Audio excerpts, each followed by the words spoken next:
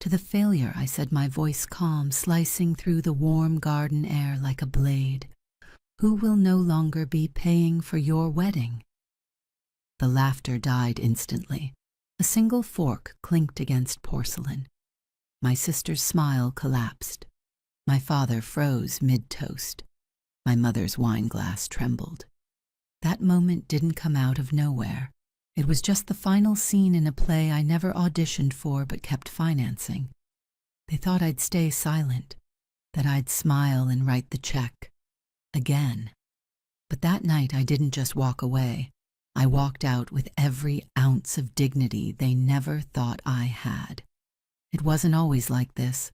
I used to think if I gave enough, they'd eventually see me, that my sacrifices would earn me a seat at the table, not just the one at family dinners, but the one where respect was served. But for most of my life, I was the backdrop to the Ramirez family stage, the one with the checkbook, the one who didn't need anything. My name is Isabella Ramirez. I'm 36 years old. I run a nationally recognized event planning firm based in San Diego. We've managed charity galas for celebrities, campaign launches for politicians, and weddings for the kind of families who hire etiquette coaches for their dogs. I've been featured in 3 lifestyle magazines and just made the regional 40 under 40 list. But at home, I wasn't Isabella the CEO. I wasn't even Isabella the daughter. I was just Bella, the one who had money. My parents never said it outright. That would have required a kind of honesty they're allergic to. No, they said things like, "You've always had a head for business. Not everyone's built for pressure the way you are. You're lucky you enjoy working."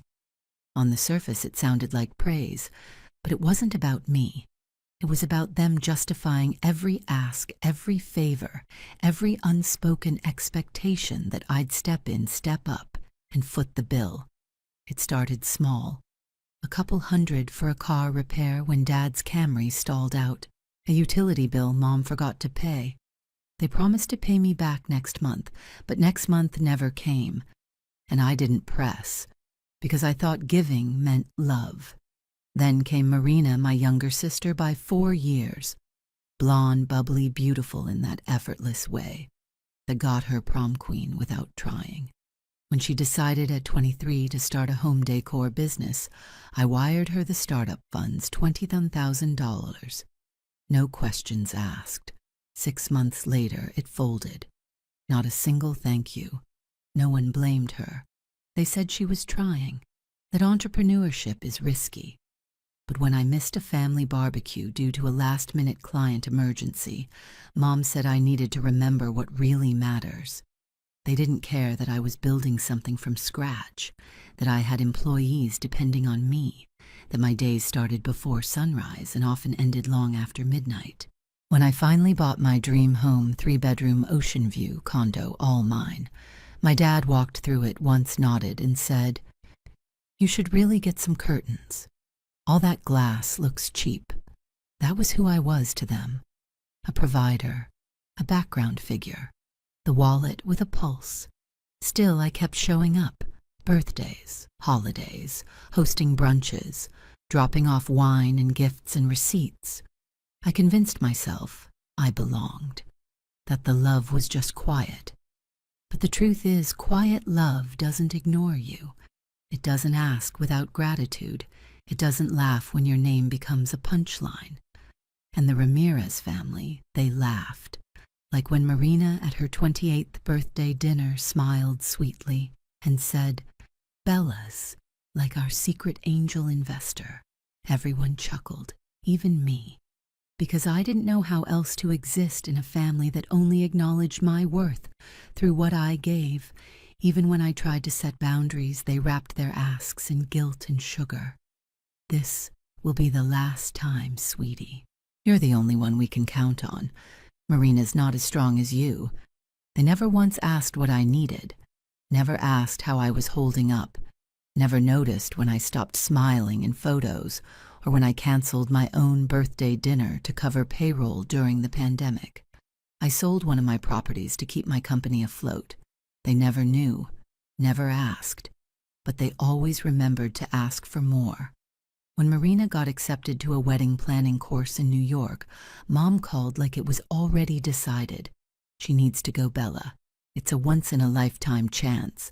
I told her you'd be thrilled to support her. Thrilled. I wired nearly $11,000 that week, tuition, flights, hotels, spending money. I even engraved a laptop with her initials. Her response, a blurry selfie captioned, "Got it." 2 weeks later, she Venmo requested cocktail outfits. That was the rhythm of it, the unrelenting drip of demand and dismissal. They took my generosity as entitlement, and every time I said yes, I disappeared a little more, until I became someone even I barely recognized. But I wasn't gone. I was just waiting, and they had no idea how close I was to leaving their table forever. It started like all the other times, subtle, presumptuous, wrapped in lace and entitlement. 3 days before the engagement dinner, I was in the middle of a client call, one of our largest accounts, a luxury resort, launching a new international venue. The kind of call that in my world decides payroll for a month. My phone buzzed twice, then again. I silenced it. When I checked later, there was a voicemail from my mother, Isabella. We need to upgrade the champagne. Miguel's family is used to vintage. I already told the distributor you'd handle the invoice. Can you know? You will. No question, just assumption. Like my money was already in their pocket. Later that night, Marina texted me a photo of a diamond-encrusted hairpiece. Marina, this would look stunning for the dinner. $940, though. Too much. Before I could respond, another message buzzed in. I told Mom you'd cover it if it looked perfect. The X. Not even a question mark. Just certainty. Just the X. I stood there barefoot in my kitchen, the tile cold beneath my feet, phone in one hand, glass of wine in the other. The wine suddenly tasted like pennies. I didn't cry. I didn't scream. But something inside me broke clean, quiet, final. It wasn't the money. I could afford it. I'd always afforded it. It was the erasure, the absolute certainty that I would never say no, that my sacrifices were a birthright they'd inherited, that my worth was measured only by what I covered, not who I was. I opened my laptop and logged into my banking app. The numbers stared back at me, cold, indifferent.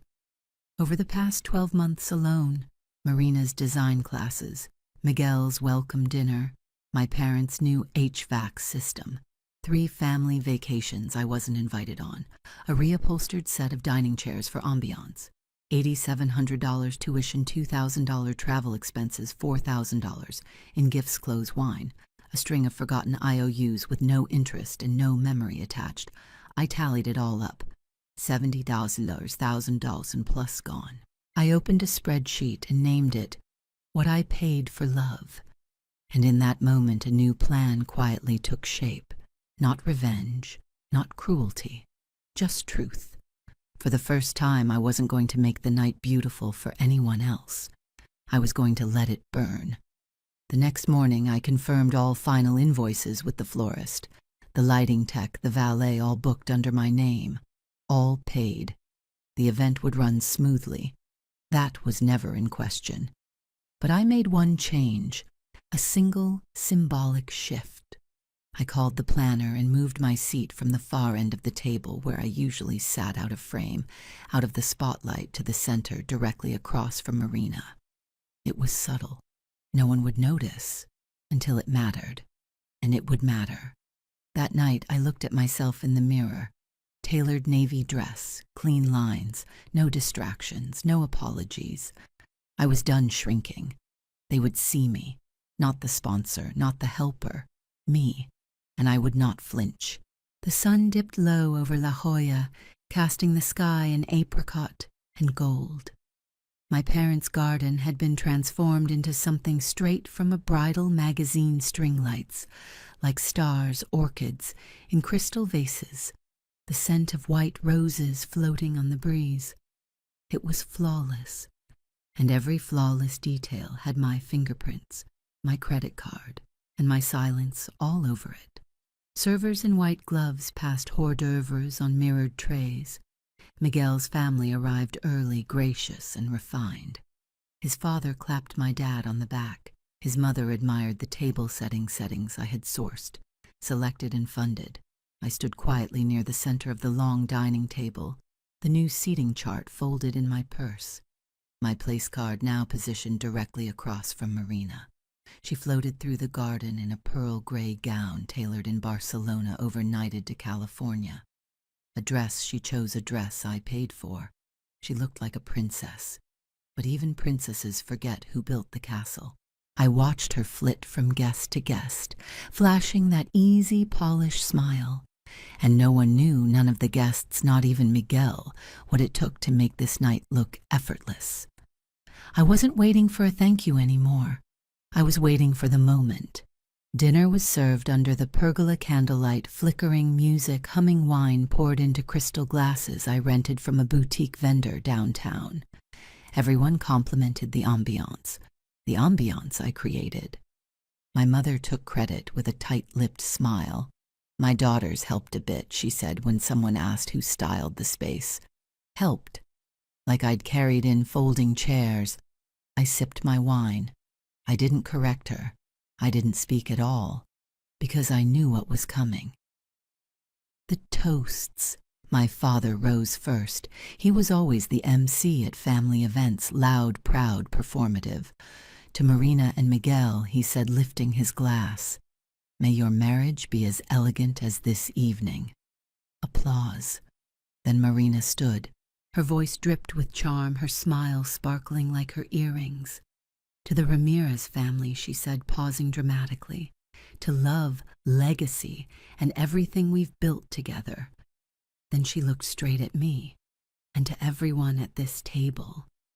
A pause, except Isabella Failure, who only has money. Laughter exploded around her. My father chuckled. My mother leaned toward a guest, whispering behind her napkin. Miguel didn't laugh. He looked confused, almost stunned. But he didn't stop it. I didn't flinch. Instead, I rose, slowly. The laughter died as I lifted my glass. To the failure, I said, my voice cutting clean through the warm night. You could hear the crickets, the clink of a fork being set down. Marina's smile flickered. To the failure, I said again, this time louder. Who paid for every flower on this table, every drop of champagne, every fork and napkin and string light? I paused. To the failure who funded Marina's business twice and received nothing but silence in return. My father opened his mouth. I raised a hand. To the failure who covered Dad's dental surgery, who paid for Mom's flights to every specialist she never thanked me for, who covered Miguel's welcome dinner, who sent Marina to New York so she could pose as a wedding designer with someone else's experience and someone else's money. I placed my glass on the table, gently, deliberately, and to the failure I finished, who will no longer be paying for your wedding. Silence, not the respectful kind, the gutted kind, the kind that follows truth bombs. My mother's face drained of color. My father looked away. Marina's mouth moved, but nothing came out. Miguel stared at her like she was a stranger. I stood one last time. Enjoy the evening, I said softly. It's the last one you'll have in my tab. Then I turned and walked away. No shouting, no tears, no dramatic exit music. Just the sound of my heels on the stone path ticking like a metronome, counting down the end of an era. No one followed me. Not that night. Not ever again in the same way. And back in my apartment, barefoot, breathless, and alone, I poured a glass of wine. The same wine I'd served at that dinner. Only this time I drank it for myself, and it had never tasted so right. By the time I woke up the next morning, my phone was already vibrating. 6 missed calls, 3 from Mom, 1 from Dad, 2 from Marina. I didn't pick up. I let the ringing echo through my apartment like an alarm I no longer needed to answer. Instead, I made coffee. Black, no sugar, I sat at my kitchen island in silence, staring at the marble countertop I paid for myself, in a home I bought with my own name, my own hands, my own grind. I didn't feel triumphant. Not yet. What I felt was clean, like I had finally peeled off a costume I didn't realize I was wearing. The voicemails came in waves. Mom, Isabella, you made a scene. Miguel's parents were mortified. Marina's devastated. This could ruin everything. Marina. It was a joke, Bella. God, you're so dramatic. Why do you always have to make things about you? Dad, fix this before people start asking questions. And then the threats. Marina, if the wedding's off, it'll be your fault. Everyone will know. Mom, you broke your father's heart. His blood pressure is spiking. Are you trying to kill him, Dad? After everything we've done for you, this is how you repay us. Everything they'd done for me, I had to laugh, out loud, bitter and small. What exactly had they done for me besides take? By that afternoon, the family grapevine had gone rotten. A cousin I hadn't spoken to in a year texted, heard you snapped. People are saying you embarrassed Marina in front of Miguel's family. No mention of the years I paid for everything they celebrated. No mention of the erasure. Just the fallout. Just the drama. Because that's all I ever was to them, a reliable villain when they needed one. But I didn't respond. I was tired of explaining my humanity to people who only saw my utility. That night I opened my laptop. Again. I created a folder labeled Ramirez Family Debts. I dragged in PDFs of every receipt, every Venmo request, every invoice I'd paid, the flower arrangements, the catering, the dress from Barcelona. I included Marina's design course, the tuition transfer, the wine order from Napa, the HVAC system, the laptop with her initials engraved, line after line of evidence. Then I opened the spreadsheet, what I paid for love, and updated the total $132,804. And still they told people I overreacted, that I was emotional, that I should have just smiled and kept the peace. The peace they meant was silence, my silence. That Sunday I went to a bookstore downtown. I hadn't read anything for pleasure in months. I bought a book about boundaries. The irony didn't escape me. I spent that evening with candles lit, curled up under a blanket in my living room, watching the sun dip behind the ocean. No calls, no asks, no expectations. It was the first quiet evening in years that didn't come with guilt. But peace always threatens people who feed on chaos. By Tuesday, the texts shifted tone. Marina, they're calling off the wedding. You happy now, me? I didn't reply. Mom, you destroyed your sister's future. You'll regret this, Isabella. Dad, apologize. Publicly. Or don't bother coming around anymore. The manipulation wasn't even subtle anymore. They weren't sad because I was hurting. They were furious because I stopped performing. A few days later, I received a message that broke something deeper than anger. Aunt Rosa, I thought you were stronger than this Bella. You should have just smiled. For family. That's when it hit me. They never saw my silence as kindness. They saw it as permission. Not anymore. I opened my legal folder, drafted an email to my lawyer. The subject line, next steps. I didn't want revenge. I wanted distance. And this time, it would be permanent. I thought the worst had already happened. That the damage ended the night I stood and toasted to my own erasure. But betrayal has layers. It reveals itself slowly, like rot behind drywall, only visible once you start pulling things apart.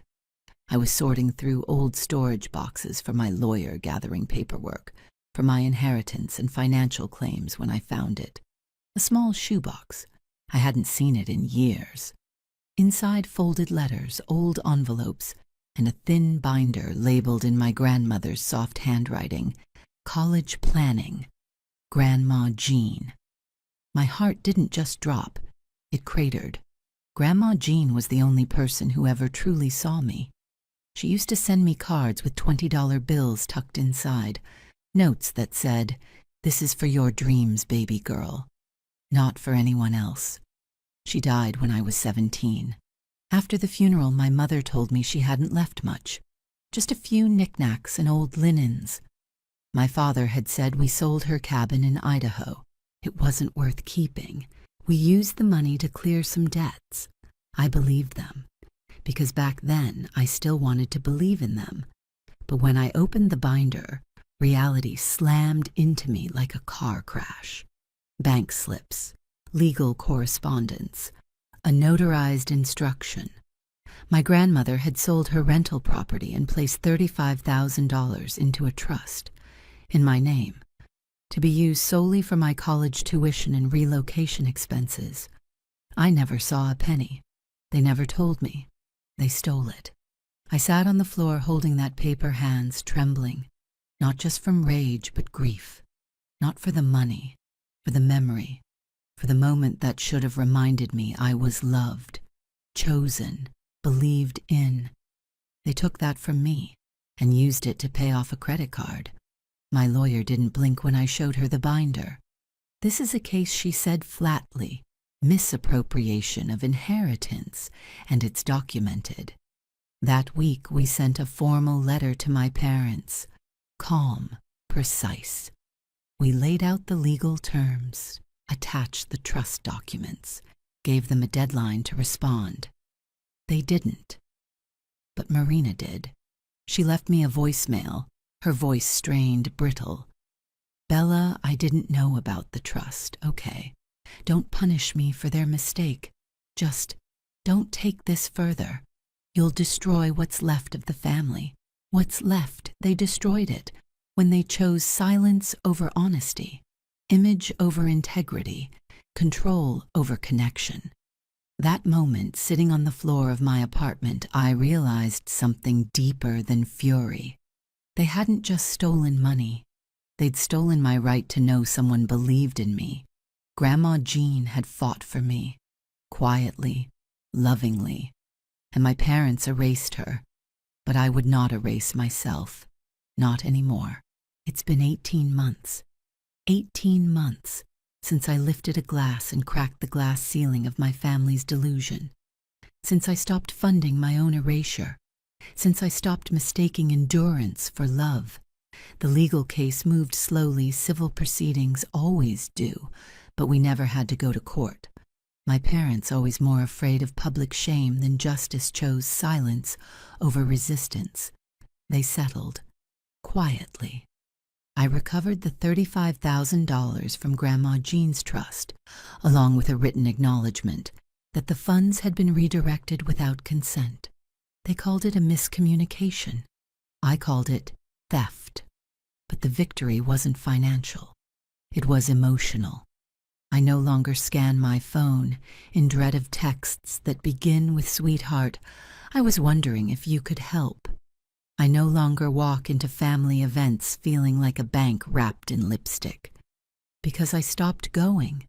I redecorated my apartment after the settlement, not out of spite, but out of reclaiming. I took down the old family photos. I bought a new rug, new art, repainted the walls. On one wall now hangs a single framed note, a faded piece of paper in my grandmother's handwriting. "This is for your dreams, baby girl. Not for anyone else. That is my legacy.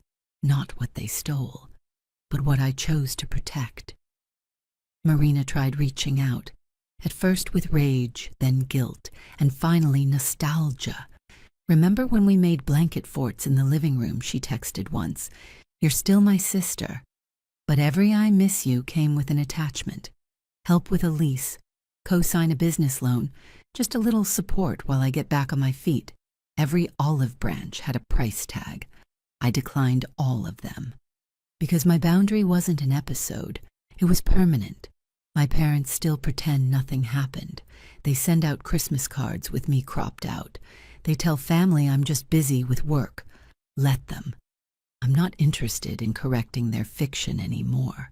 Because here's the truth, I sleep well. I laugh more. My staff says I'm lighter in meetings. Clients notice the clarity. When I stopped pouring my energy into people who fed on me like a resource, I started pouring into people who deserved me, my team, my friends, myself, my business thriving. We've expanded into New York. We've booked 2 international events this year. And I've started seeing someone. His name is Daniel. He's a structural engineer who restores historic buildings. He's grounded kind and the first person who's ever said to me, "You don't have to earn my respect. You already have it."